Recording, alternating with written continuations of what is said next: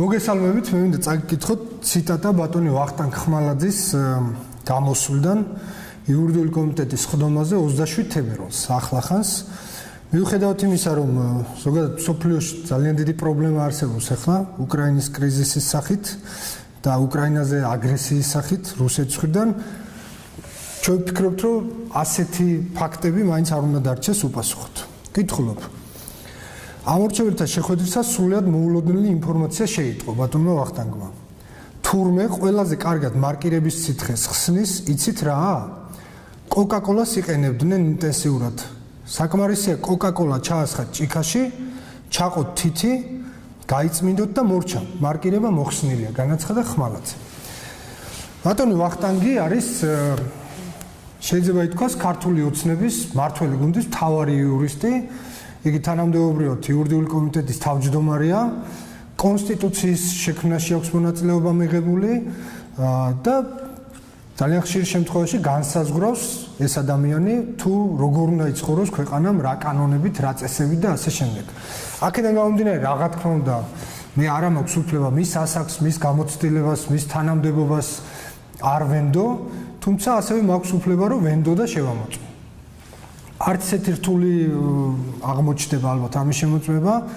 მე არ ვიცი რა შედეგით დამთავრდება ეს ყველაფერი, მართლა არ ვიცი, გულწრფელად ვამბობ, თუმცა საინტერესოა, როდესაც გარკვეული სტილია ასეთი, როდესაც რაღაცა დიდი პრობლემები ხდება მსოფლიოში ან ქვეყანაში, ქართული ოცნება და მისი ძალიან ბევრი წარმომადგენელი ხსნის ხოლმე სივრცეს ჭორებისთვის, ტყუილებისთვის, გვახსოვს ჩვენ საწერი კალამების ამბავი, გვახსოვს უამრავი მისტიკა, რომელიც უკავშირდებოდა და თუმცა ამ შემთხვევაში, როდესაც ქართული ოცნების მთავარი იურისტი და მთავარი, ასე ვთქვათ, ერთ-ერთი კანონმდებელი აკეთებს მსგავს განცხადების ტირაჟირებას პარლამენტში, საქართველოს უმაღლეს საკანონმდებლო ორგანოში, ბუნებრივია ეს ყველაფერი ტოვებს იმის სურვილს, რომ შემოწმებული იქნეს.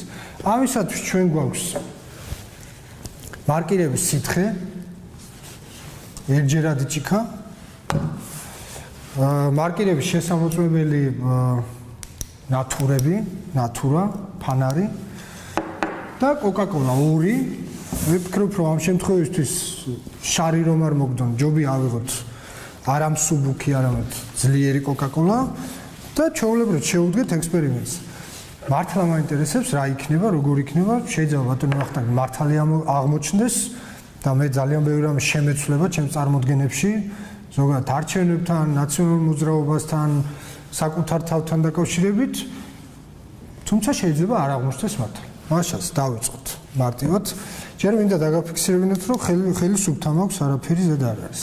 თუ შეიძლება რომ ახლო კადრით აიღოთ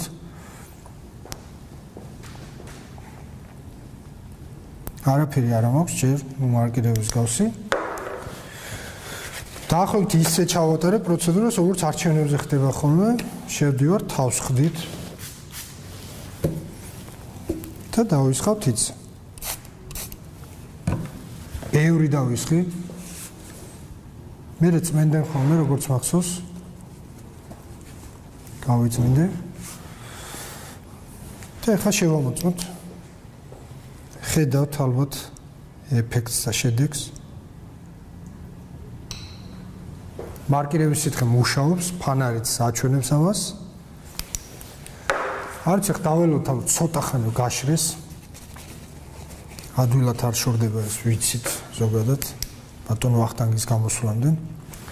ახლა ავიღოთ აგერ გაუხსნელი კოკა-კოლა.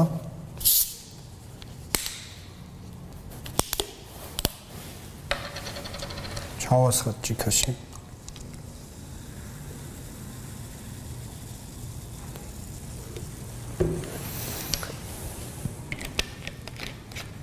მაპატიეთ ცოტა უცნაურ რაღაცას ვაკეთებ, მაგრამ ასე ბრძანა ბატონმა ვახტანგმა. კიდევ ერთხელ გადავამოწმოთ, რომ ხელზე არის მარკირება და ჩავყოთ თითი ჭიქაში. უკაცრავად კიდევ ერთხელ.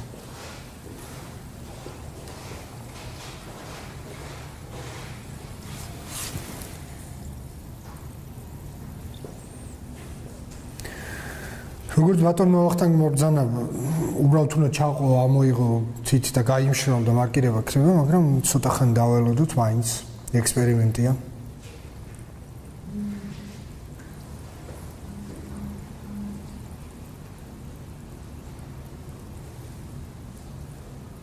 მეგონი საკმარისია თითი არ დავიზიანო ბოლოს. გავიმშრალოთ. და კვლავ შევამოწმოთ მარკირება. ზუსტად იგივენაირად არის მარკირებული თითი როგორც იყო. ხედავთ ალბათ.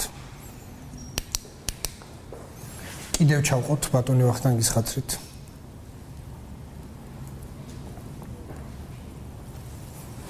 კიდევ ამოვიღოთ, კიდევ გავიმშრალოთ და კიდევ შევამოწმოთ.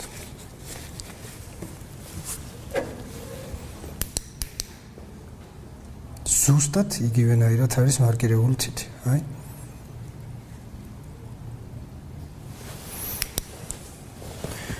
როგორც ამ მარტივმა ექსპერიმენტმა აჩვენა, პარლამენტში იურიდიული კომიტეტის თავმჯდომარემ, ქართული ოცნების მთავარმა იურისტმა, კონსტიტუციის ერთ-ერთმა ავტორმა სისულელის ტირაჟირება მოახდინა.